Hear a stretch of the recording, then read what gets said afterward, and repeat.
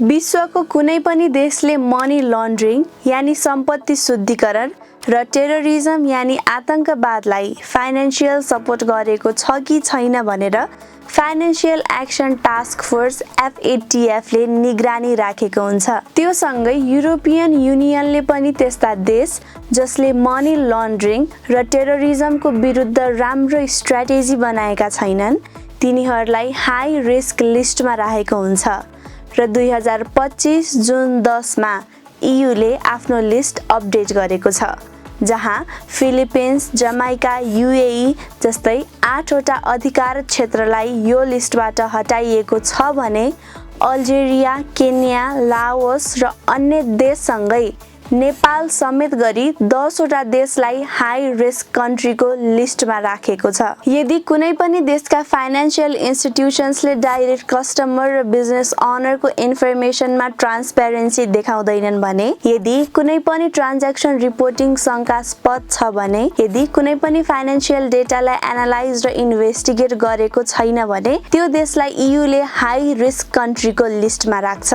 जति पनि देशका नाम यो लिस्टमा छन् ती देशहरूसँग युरोपियन कन्ट्री भित्र भएका आर्थिक संस्थाहरूले आर्थिक कारोबार गर्न गाह्रो हुनेछ। 2023 मा नेपाल यो लिस्टमा थिएन।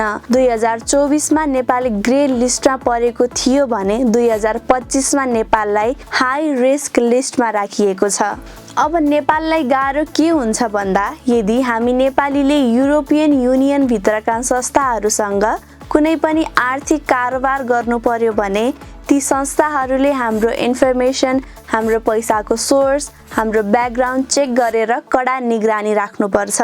यो लिस्टबाट आफूलाई हटाउन नेपालले आफ्नो कानुनी ढाँचा बलियो बनाएर फाइनान्शियल ट्रान्ज्याक्सनमा ट्रान्सपेरेन्सी देखाएर अन्तर्राष्ट्रिय पार्टनरसँग सहकार्य गरेर र FATF ले बनाएको फ्रेमवर्कको पालना गर्नुपर्छ।